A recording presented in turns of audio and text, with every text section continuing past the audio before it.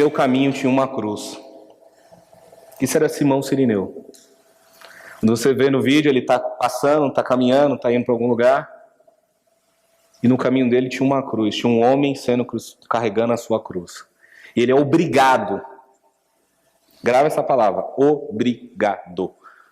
Guarda no coração que a gente vai ficar com ela até o final do culto. Ele foi obrigado a ajudar Jesus a carregar a cruz. Pode pensar isso, por favor. Os soldados levaram Jesus para dentro do palácio, isto é, ao pretório, e reuniram toda a tropa. Vestiram-no com um manto de púrpura, depois fizeram uma coroa de espinho e a colocaram nele. E começaram a saudá-lo. Salve, rei dos judeus! Batiam-lhe na cabeça com uma vara e cuspiam nele. Ajoelhavam-se e prestavam adoração. Depois de terem zombado dele, tiraram-lhe o manto de púrpura e vestiram-lhe as suas próprias roupas. Então o levaram para fora, a fim de crucificá-lo. Certo homem de Cirene, chamado Simão, pai de Alexandre de Rufo, passava por ali, chegando do campo. Eles o forçaram a carregar a cruz. Levaram Jesus ao lugar chamado Gólgota, que quer dizer lugar da caveira. Amém? Então, aquilo que a gente viu, de uma certa forma, representado no filme A Paixão de Cristo, se ninguém assistiu, assista, é um filme muito bom, porém pesado, é essa passagem que está na Bíblia, que vai aparecer no livro de Lucas, de Marcos e de Mateus. A primeira coisa que é interessante pontuar, quem é esse Simão Cirineu? Ele só vai aparecer aí, em toda a Bíblia, ele só aparece nesses versículos. Você não vai ouvir mais falar dele. Os filhos vai aparecer na carta de Romanos e carta de Atos, que aí é o que eu entendo como um processo de conversão que se estendeu por toda a família.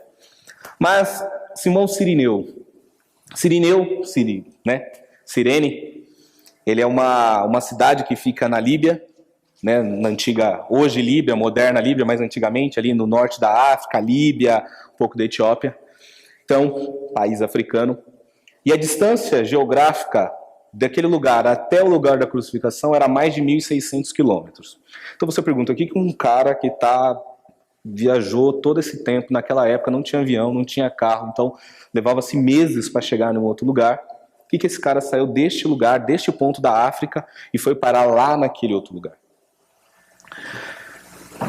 Na África, por conta da rainha de Sabá, quem conhece a história de Salomão vai lembrar que ela se converte ao judaísmo. E na África tem uma colônia judaica, tem uma presença judaica muito forte na África até hoje, inclusive. Então muitos estudiosos levantam que o Simão Cirineu, ele é filho de algum desses judeus que já morava na África, ou ele é algum morador da África que se converte ao judaísmo. E assim como no islamismo, no judaísmo, você tinha uma obrigação, todo varão, todo homem, todo filho mais velho, todo primogênito, ele tinha uma obrigação que é ir todo ano a Jerusalém na Páscoa, entregar o cordeiro pascual, pedir perdão dos seus pecados e levar a bênção de volta para sua família. Quando a palavra fala ali, ele vinha do campo, muita gente também confunde achando que ele era um camponês. A teoria mais aceita e mais coerente é que ele estava indo para Jerusalém. Lembra que Jesus é crucificado na Páscoa? Páscoa é a maior festa judaica. E para quem não lembra do que é a Páscoa significa pechar no hebraico, que é passar por cima. Passar por cima. E onde é esse passar por cima? Lembra que o povo estava preso no Egito, escravo na mão de Faraó, e Deus levanta Moisés, e ali começa um processo. Não vou chamar Moisés de revolucionário. Deus começa a fazer um processo transformador ali na vida das pessoas com Moisés. E aí a última praga, Deus fala para Moisés é o seguinte: vocês vão pegar um cordeiro, cada família vai pegar um cordeiro, tem que ser um cordeiro perfeito, ele tem que ter até 1 ano de idade, porque ele tem que ter a inocência de um cordeiro, ele tem que ser perfeito, sem mancha, puro. Vocês vão matar esse cordeiro, tirar o sangue. Lá em Levíticos tem todo esse processo. Se você não gosta de ler Levíticos, leia que você vai entender tudo que eu estou falando. Estou bem resumindo, bem passando por cima. E você vai pegar o sangue e vai passar nos umbrais das portas. Porque quando o anjo da morte vier, ele olhar para a porta, ele vai falar: nessa casa eu não entro, eu vou para a próxima.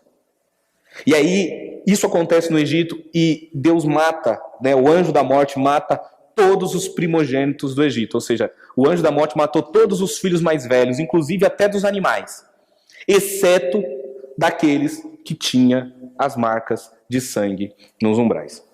Eu fico pensando assim como Deus é detalhista e rico em detalhes.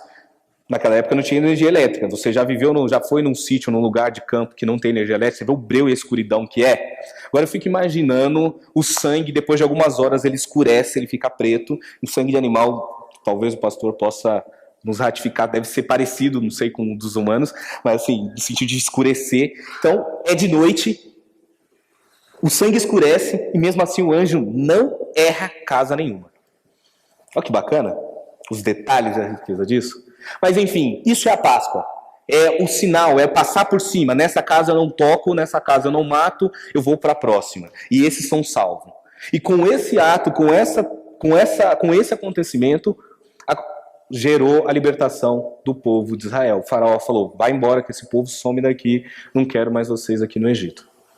E essa Páscoa, essa celebração foi sendo anualmente, todo o período lá, no negócio do solstício, que eu não vou lembrar de dizer agora, mas todo ano os judeus celebravam essa festa e a festa das cabanas, festa dos tabernáculos, que aí tem a ver com relação a eles estarem no deserto. Uma outra hora eu explico o que é isso. E isso era Páscoa.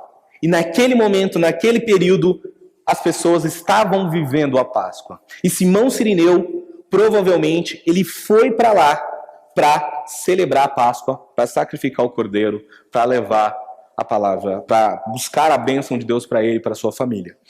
Uma coisa que é importante ressaltar, que como eu falei, Simão de Cirene, ele é uma pessoa de etnia africana. E esse versículo, ao longo da história, né, ele foi usado inclusive para justificar a escravidão em algum momento. E até de um posicionamento e de uma atitude racista e preconceituosa. Eu não vou também entrar nesse assunto, mesmo eu sendo um homem negro que lido com racismo, com preconceito todos os dias da minha vida, eu já aprendi a me empoderar com relação a isso e a lutar com relação a isso todos os dias da minha vida. Mas infelizmente tem gente que usa a religião para justificar os preconceitos e os racismos que a gente tem no nosso dia a dia e na nossa vida. Simão de Cirene, ele está fazendo um ato que é muito interessante. Ele está indo cultuar a Deus. Ele está indo levar o cordeiro. Ele está indo para a Páscoa. Só que no meio do caminho dele tem uma cruz. Sabe o que aconteceu? Deus materializou aquilo que ele estava fazendo como religião. Ele estava indo lá, atravessou 1.600 quilômetros para levar um cordeiro, para ficar na frente da multidão, para o sumo sacerdote pegar o sangue do cordeiro e jogar por cima de todo mundo, e cair um pingo de sangue na pele dele, no corpo dele, na veste dele, para ele voltar para a família dele, abençoado, com a bênção de Deus. Só que no meio do caminho Deus falou, para tudo, eu vou te mostrar o verdadeiro cordeiro, está aqui, ó, na sua frente. Olha no olho dele. Sabe o que isso significa para mim e para você? Sabe aquela coisa de você viver uma vida religiosa totalmente distante da prática? Sabe o que é viver uma vida religiosa? Estou praticando um ato que anualmente eu faço, que todo ano eu faço, que me ensinaram a fazer, que tem regra para fazer. Deus fala assim, então, você está fazendo errado, eu vou te ensinar aqui, é na minha presença. Deus se materializou, Deus se fez homem. A Bíblia fala lá em João que Deus, o verbo se fez carne. Aquilo que eles entendiam e praticavam como um ritual, anualmente, Deus colocou na frente dele e falou assim, o verdadeiro cordeiro é esse. E aí ele abraçou o cordeiro? Sim ou não? Ele deu pulos de alegria quando falou, agora faz sentido, agora eu estou entendendo. Ele fez de coração? Ele sorriu? Ele postou no Instagram?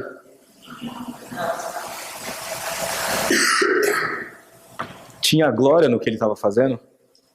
Tinha orgulho no que ele estava fazendo? Tinha reconhecimento no que ele ia ter que fazer ali? Bacana no filme que ele deixa bem claro, assim, que todos saibam, eu sou inocente, não tenho nada a ver com esse homem. Você já reparou que quando a gente tem que, de fato, estar cara a cara com Deus, cara a cara com a verdade de Deus, a gente foge? Lembra de Pedro? Não tem nada a ver com ele. Não negou Jesus?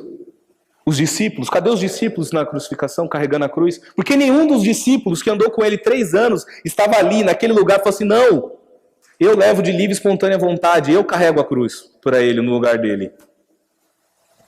Não estava lá. Sabe por quê não estava lá? Porque, de fato, nós não queremos carregar a cruz. Nós queremos a vida religiosa.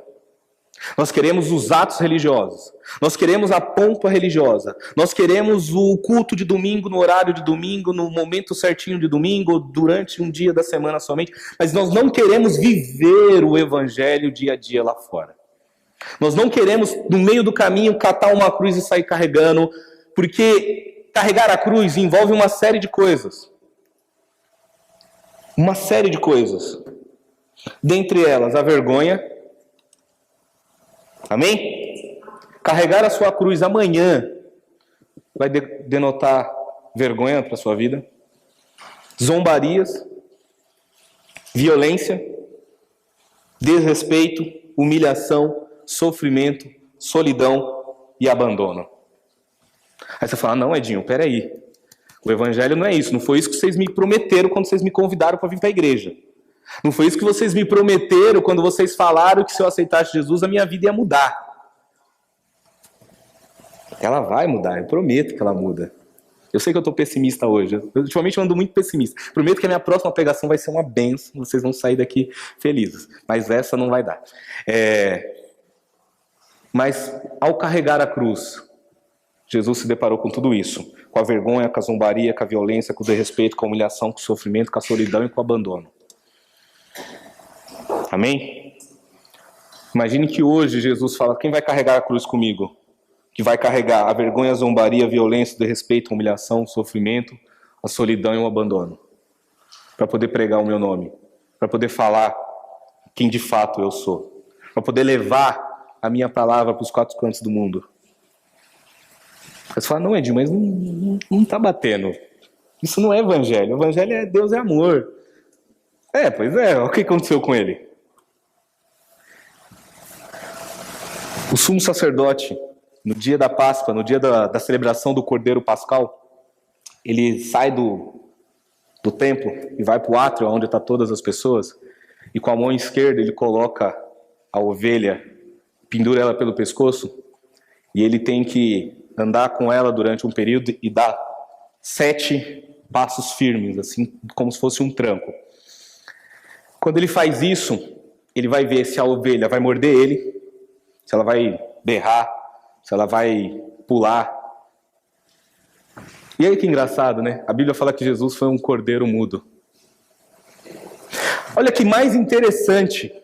Jesus não abriu a boca contra os seus acusadores. Você não vê Jesus reivindicando ali no processo de cruz. Em todo o processo que você lê a Bíblia, você não vê Jesus reclamando do que ele está passando. Assim como a ovelha do sumo sacerdote, que ela não reclama. E se ela não reclama, a ovelha que não reclama, o sumo sacerdote sabe, é bode, pode sacrificar. Se não gritou, se não mordeu, se não dá cabeçada, é ovelha. Essa pode morrer. Essa está pronta para o sacrifício. Essa Deus vai aceitar. Mordeu, deu cabeçada, tentou se defender, está brigando o tempo inteiro, se acha melhor que os outros, é egoísta, não morre por si mesmo, não abre a mão para falar do evangelho para outra pessoa, só pensa nos seus próprios interesses. Não é ovelha, é bode. Não serve para o sacrifício. E Deus ele é rico em detalhes que quem dá a palavra final para matar Jesus é um sumo sacerdote. Ou seja, não é qualquer pessoa que vai matar Jesus. Deus seguiu até o ritual. É um sumo sacerdote que tem que sacrificar a ovelha, então é o sumo sacerdote que vai condenar Jesus. Deus segue os rituais. É um negócio incrível. Assim, os detalhes da Bíblia é um negócio que, pelo menos não sei você, mas eu me assusta e me apaixona. E esse é o processo, esse é o evangelho. É essa cruz que eu e você temos encontrado durante o caminho. E como que a gente está lidando com essa cruz? Como que a gente está lidando com esse processo de ser cristão? Tem uma diferença entre a sua prática religiosa e a sua prática real. O que é a minha prática religiosa? Como eu falei, eu atravesso Guarulhos, São Paulo, chego em Barueri. sempre atrasado. Aí chego lá em cima com a minha esposa, com meus filhos, a gente ouve a música, a gente canta, a gente ora, a gente ouve a pregação quando eu não estou pregando. A gente tá tentando enfiar os meus filhos pra salinha para ver se eles ficam lá. Aí eu dou paz do Senhor, abraço todo mundo, cumprimento, dou um sorriso, desejo felicidade, converso com um, tento descobrir no que eu posso ajudar um ou outro irmão. Essa é a minha prática religiosa. Vou orar, vou ler minha Bíblia, vou mandar corrente no WhatsApp. Minha prática religiosa. Mas é minha prática real, no meu dia a dia. O Evangelho ali, na sequência. Simão se viu face a face. E talvez o Simão ele teve o privilégio de todo ser humano na Terra não teve o privilégio que Simão teve, que foi entender, foi ficar de frente com o Cordeiro. Olhou para o Cordeiro no olho, olhou... Essa cena do filme eu gosto, porque ela faz um olhar para a cara do outro e talvez Jesus falou assim, então, caiu a ficha? Caiu a ficha? Você está fazendo um ato que todo ano você faz, toda semana você faz, todo mês você faz, só que você não está entendendo o que eu sou. É muito cômodo vir uma vez por ano, trazer seu cordeiro, entregar, sacrificar e voltar para casa e receber a bênção. Agora, e andar comigo aqui, ó, no meio da multidão, no meio das pessoas, e se expor, e ficar ali? Está disposto? Vou dar um exemplo que aconteceu comigo essa semana. Como falei, bateram no meu carro, na quinta-feira. E psicologicamente já foi comprovado que carro é uma coisa que desestabiliza muito as pessoas. O sentimento de posse, o sentimento de poder, de reação que tem num carro, seja no trânsito, todo mundo aqui que dirige sabe do que eu estou falando. E aí teve uns detalhes curiosos. Eu esqueci o carro na rua a noite inteira, eu não coloquei o carro na garagem. E de manhã cedo que me avisaram, seu carro ficou na rua. Isso 8 horas da manhã. Falei, eu vou sair daqui a pouco, não vou guardar mais o carro agora, né? Deixa o carro lá. Começou a abertura da Copa. Daqui a pouco eu vi uma batida. Eu falei, não é meu carro, não pode ser. Aí ligam, atendo, desce lá, bateu no seu carro. Vocês acham que eu desci como? Com a prática religiosa ou com a prática da cruz? Não, vamos, pode, eu não tenho problema não. Religiosa? Vocês acreditam nisso de mim? Eu não acredito. Vou chorar. Prática religiosa. Sabe a prática religiosa? A prática religiosa é o cara que está fazendo a Santa Ceia e sai dali e vai trair Jesus. A prática religiosa é 2 irmãos que estão celebrando a oferta, um fica com inveja do outro, vai lá e mata o outro na sequência. A prática religiosa é estar servindo a ceia e o apóstolo Paulo fala, tem gente dormindo na ceia. A prática religiosa é quando você dá mais valor para as tradições e não pratica aquilo que Deus quer. Há muita violência na prática religiosa, só que a gente não percebe isso. E aí, claro, eu desci com a minha prática religiosa, já bravo para saber quem foi que bateu no meu carro. Que absurdo é esse bater no meu carro? Aí baixou o Vida Louca, um neguinho de favela, eu falei, não, tá tirando, bateu no meu carro. Aí fui lá, aí vi quem foi, o que aconteceu? Aí já fui tirando foto. Rolou até uma discussão com um cara lá que não tinha nada a ver. E... chama um bombeiro, tinha um motoqueiro também que se machucou, então um bombeiro, aquela coisa e tal. E aí o rapaz estava meio... eu vi que ele estava transtornado, o cara que bateu no carro. Ele falou, cara, eu tô com um problema de cabeça, eu fiz uma operação, eu tinha um câncer no cérebro e eu tô mal. Aí eu fiquei assim, tá, vai, pra cima de mim, é essa agora. Bate no meu carro e tem problema de cabeça, tá bom. Né? Aí... não, eu vi seu carro longe, depois eu vi seu carro perto, é um motoqueiro que ele saiu falando que você deu certo, não entrou. Eu falei, você é louco? Eu tava assistindo um jogo com meu filho. Como assim? Meu filho tá doente, eu tô lá cuidando do meu filho. Mas beleza, bateu o carro. E aí eu percebi, gente, eu senti. Falei, esse cara não tá bem. E aí eu fui amansando. Eu falei, não, na minha cabeça. Edinho, postura cristã. Todo mundo briga, você vai ser diferente, você não vai brigar, você vai ter uma atitude normal, uma atitude diferente. Vamos lá. Acalma o motoqueiro, acalma o cara do carro, vamos acalmar todo mundo, e você é luz nesse lugar, você é luz nas trevas, né? Aí beleza. Fez todo o processo e tal, tem que ir pra delegacia. Eu falei, ai, que saco, tem que ir pra delegacia. Aí fui pra delegacia. Fiquei 6, 7 horas na delegacia, não aguentava mais. E eu fiquei com um cara que bateu no meu carro durante 6 horas na delegacia, porque o sistema da delegacia dava erro toda hora que eles tentavam fazer o negócio. Eu pensando assim, escreve no papel e depois me manda. Tipo, pra que tem que tentar o sistema? Tá vendo que esse negócio não presta? Aí tudo bem. E eu lá, né? Aí eu ficava nesse mix de raiva e com o cara tentando acalmar o cara. E aí eu comecei a perguntar da vida do cara. O que você tem e tal, não sei o quê. Bah. Aí puxava assunto, falamos de futebol, falamos de tantas coisas. E o cara meio desesperou, desculpa, eu vou pagar seu carro, fica tranquilo. Eu falei, não, o importante é você tá bem? Como tá a sua cabeça? Como é que você tá? Deixa o carro, bem material a gente resolve depois, né? E com medo, falei, cara, que esse cara vai pagar meu carro? Aí beleza. Passou, deixou o outro carro na oficina, voltei pra casa. E aí contando todo o relato pra Tamires, falei, pô amor, mas eu acho que aquele cara não tá bem. Alguma coisa tava me incomodando no meu coração. Aí a primeira pergunta que a minha esposa me faz, você falou de Jesus pra ele?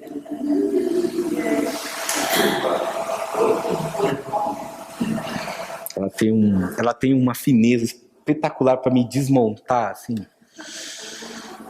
que ninguém consegue. E eu não falei de Jesus pro cara. E aí sabe o que eu fiz? Vou mandar uma mensagem, perguntar como ele tá. A esposa dele ele foi pro hospital agora, ele tá com muita dor na cabeça. Aí me mandou uma foto do cara lá, tomando soro, tá esperando maca. Aí baixou o crente religioso. Vamos orar por ele. Vou estar orando por ele, tá bom? Eu e minha família vai estar orando por ele, tal, para Deus abençoar e Deus restabelecer a saúde dele. Aí no outro dia seguinte, e aí? E o rapaz, como é que tá? Olha, ele tá internado no quarto agora, tá sentindo muita dor e tal. Não, mas fica tranquilo. O meu cunhado tá indo aí ver o negócio do carro. Eu falei, não, beleza, mas fica tranquilo, o importante é ele. Como é que ele tá? Ontem me mandaram a mensagem, né? Eu perguntei de novo. E aí, como é que ele tá? Então, ele não tá conseguindo mais falar agora. Tá na UTI. E aí eu voltei a viver uma coisa que eu já vivi algumas vezes na minha vida. Que é quando eu tenho a certeza que Deus me colocou para ser luz. Quando eu tenho a certeza que Deus colocou a cruz na minha frente, falou, carrega. E eu falei, não, eu não tenho nada a ver com isso. Eu vou seguir os meus interesses pessoais. Eu vou seguir os meus interesses. Eu tenho orado por ele muito. Eu vou até no final, a gente vai orar por ele. Não é a primeira vez que isso acontece comigo. De eu saber que eu poderia ter pregado, eu não sei se o cara vai ser curado, ou se de fato Deus vai recolhê-lo. Mas se Deus colocou ele na minha frente e falou, cara, prega pra esse cara, você teve 7 horas, o sistema ficou 7 horas, não é normal isso. Um procedimento que leva meia hora, você ficou 7 horas com a pessoa do seu lado. E você não falou de Jesus pra ele.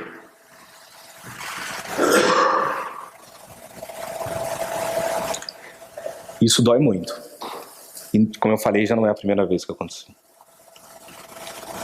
Eu perdi um primo, porque eu tinha vergonha, porque quando a gente era jovem, e eu já estava na igreja, e a gente saía, ficava com as meninas, zoeira, aquela coisa toda. Eu não vou falar que eu sou crente agora, eu tenho vergonha. Meu primo tentou suicídio a primeira vez. Todo mundo falou, vai lá, conversa com seu primo, fala de Deus pra ele, não sei o quê. Eu fui tentar falar de Deus, não consegui. Fiquei com vergonha. O que ele vai achar? O que ele vai pensar? Um mês depois ele se enforcou. De 21 anos. E aquilo acabou comigo durante muito tempo. E isso eu sei que acontece o tempo inteiro. Eu não vou perguntar se acontece com vocês, mas comigo sempre acontece. E eu me pergunto, Deus, por quê? E aí Deus fala simples, é porque eu te chamei para carregar uma cruz, eu não te chamei para fazer outra coisa. Você que está brincando de ser religioso, de fazer prática religiosa, de ir uma vez por ano no templo, entregar o cordeiro e receber uma gotinha de sangue.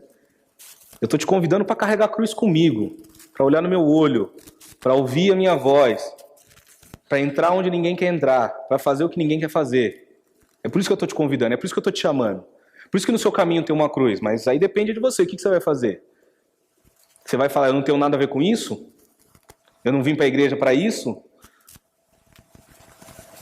Amém? É muito difícil.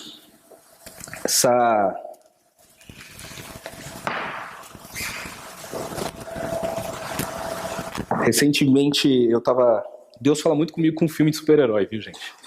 E eu lembrei de novo da onde eu tirei aquela minha ideia de que por que eu queria ser pastor, eu queria ter igreja, porque tem muito pastor ruim e zoado aí que não merecia ser pastor. E eu falei assim, não, então se tem muito cara ruim e errado aí, eu vou tentar fazer diferente. E as minhas inspirações é um cara chamado Bonhoeffer, que é um teólogo, um pastor alemão, que morreu na Segunda Guerra. Hitler mandou executá-lo. E a igreja luterana na Alemanha era uma igreja de Estado, uma igreja muito fria, muito religiosa. E o Bonhoeffer, ele era de uma família de médicos e advogados. E aí todo mundo falava com ele assim, ele com 14 anos, você vai ser médico ou advogado? Ele falou, não, nenhum dos dois, vou ser pastor. Ele, como assim? Olha essa igreja, é fria, não serve pra nada, é corrupta, ninguém presta, ninguém faz nada. E ele falou assim, então, se é tão ruim assim, eu vou entrar e vou mudar ela. E quando eu li essa frase, essa coisa me marcou. E a outra é o Coringa do Batman, o Cavaleiro das Trevas, quando ele fala, essa classe de bandido é muito ruim, eu vou mudar isso aqui, porque esses caras só pensam em dinheiro e eu quero fazer uma coisa a mais. E aí, como eu sou meio fã de vilão, eu uni as duas frases, uma na outra. Mas, o que eu quero dizer com isso? Esse acontecimento do carro aconteceu comigo, e Deus, nas madrugadas, eu orando, falando com Deus, Deus voltou novamente e falou assim, por que você existe? E aí eu lembrei de umas orações que eu fiz há muitos anos atrás, onde eu falava assim, Deus, se não for para pregar o evangelho, se não for para te servir, não tem por que eu existir, não faz sentido a minha vida. Se não for para falar de Deus, seja para uma, para duas, para 5, para 10, para 100, se não for para falar e viver o amor, não faz sentido eu viver mais. Não faz sentido nenhum, não faz sentido. Não tem por que eu estar aqui. Eu não deveria estar aqui, por tudo que eu já passei nessa vida. Por todos os livramentos de morte, por toda a minha história de vida, eu não deveria estar aqui hoje falando para vocês. Não tem nada a ver eu aqui, é ilógico a minha vida com tudo que Deus fez. E aí eu fico pensando o quanto Deus quer mudar a minha e a tua vida. Tem uma música da cantora Daniela Araújo, que estava na música da Nação da Cruz, que ela fala assim, e mesmo estando no caminho, eu posso me perder, ao ponto de não perceber o bem que eu quero eu não faço, o mal que eu não quero, esse eu faço. Isso está lá em Romanos, capítulo 7, quando o apóstolo Paulo traz essa mensagem. E aí, encaminhando para o final, a vitória da cruz, viver uma vida de cruz só é possível com amor. Amém? Em João 3,16, Deus diz o seguinte, que Deus amou o mundo de tal maneira que deu o seu único filho para morrer pelos meus e pelos seus pecados. Foi por amor que Jesus enfrentou a cruz, foi por amor que Jesus rompeu com a lógica do pecado, foi por amor que Jesus venceu. Em um outro momento eu posso pregar sobre Deus é amor, mas também é justiça. Porque a justiça versus o amor é interessante. A justiça é o seguinte, justiça é, em muitos casos, é eu pagar de igual ou neutralizar o outro de forma violenta com relação à injustiça que ele está fazendo. Eu estava numa discussão sobre desarmamento com uma pessoa e ele tentando me convencer e eu falava assim, eu tenho 2 filhos, o Heitor e o Theo. Aí o Heitor pega um pedaço de pau e vai bater no Heitor. O Heitor pega um pedaço de pau e vai bater no Theo. Aí o que eu faço? Eu vou lá e dou um pedaço de pau pro Theo, ou eu tenho que tomar um pedaço de pau do Heitor? Para que ninguém bata em ninguém. E aí a pessoa se enrolou toda, não conseguiu me explicar. Mas a justiça e o amor, ele rompe com o ciclo de violência. Ele rompe com o ciclo de violência. E sabe por que o cristão ele tem que ir pela via do amor? Porque só o cristão, só aquele que carrega a cruz, pode assumir o sacrifício. Sabe o que eu quero dizer? Imagina o seguinte, que a gente começasse uma brincadeira idiota que a gente faz muito nas escolas, que é um dá o tapa na cabeça e passa pra frente. Aí eu bato no Danilo, o Danilo bate na Bárbara, bate na Val, e vai um batendo no outro. Gandhi fala, né? Olho por olho e todos ficaremos cegos. Mas imagine que a gente fizesse essa brincadeira aqui, um dando um tapa na cabeça do outro. Todo mundo ia sofrer violência. Mas digamos assim, que eu bato no Danilo, chegou no Augusto, o Augusto fala assim, então, eu vou assumir o tapa, vou perdoar todos os outros e eu não vou passar para frente. Para em mim. Isso é amor. E só o cristão pode fazer isso. Porque Jesus, ele assumiu o sacrifício e falou, daqui não passa. O pecado não vence mais. Em mim ele para. Em mim há perdão. Em mim há justiça. E a justiça é por meio do amor. Deus está me chamando para fazer justiça lá fora, mas não é a justiça com as próprias mãos. Não é a justiça religiosa. É a justiça por meio do amor, que assume o sacrifício de interromper com a lógica de violência. Isso você só faz por amor. Foi o que Deus fez. Deus amou o mundo. Um mundo violento, um mundo corrupto. E muitas vezes assumir o sacrifício é assumir a morte. E a gente morre de medo da morte. Morte é a única certeza que a gente tem, mas a gente morre de medo dela. E aí eu falo morte em todos os sentidos, até literal, se for preciso. Talvez só o pessoal que vive mesmo no campo missionário sabe o que é isso. Mas morrer pro meu ego, morrer pro meu orgulho, morrer pro meu medo, morrer pro meu preconceito, morrer para minhas arrogâncias, e lutar todos os dias com isso, pedir ajuda de Deus todos os dias para isso, para morrer. Em Coríntios diz assim: Deus tornou pecado por nós aquele que não tinha pecado, para que nós tornássemos justiça de Deus. Jesus não tinha pecado, ele poderia passar para frente, mas ele interrompe nele, ele fala: não, o pecado para em mim, e eu assumo todo o pecado da humanidade, para que ela não sofra mais. Deus assumiu para si e reivindicou a justiça e o amor. Por isso que Deus é amor, por isso que Deus é justiça. Não existe um sem o outro. Nós, seres humanos, só conseguimos trabalhar com o viés da justiça, e o viés da justiça muitas vezes é injusto, porque a gente continua reproduzindo a lógica da morte e da violência. Martin Luther King fala assim: o perdão é um catalisador que cria a ambivalência necessária para uma nova partida, para um novo reinício. E como Simão, estamos dispostos a carregar a cruz de Jesus? Faremos hoje o que ele foi obrigado a fazer, a carregar a cruz, a vergonha, o opróbrio dos homens, por causa de Cristo? Billy Graham fala assim: a salvação é de graça, mas o discipulado custa tudo. Nós temos falado muito de discipulado nessa igreja. A salvação é de graça, mas o discipulado vai te custar tudo. Tudo que você tem. Como eu falei, não faz sentido nenhum eu estar aqui. E aí eu falo para Deus: onde eu gasto meu dinheiro, onde eu gasto meu tempo, onde eu gasto meus recursos? É em aprender a conhecer esse Deus para poder transmitir para outra pessoa. Então eu falo: Deus, é isso que eu quero, é para isso que eu existo. Às vezes eu falo: Deus, eu podia estar ganhando dinheiro, eu podia estar estudando outra coisa na vida, porque eu fico perdendo meu tempo ouvindo pregação, lendo Bíblia, estudando livro de teologia para preparar uma pregação que vai durar meia hora. Por que eu estou na igreja, Deus? Eu poderia estar comprando um carro melhor para mim, uma casa melhor para meus filhos.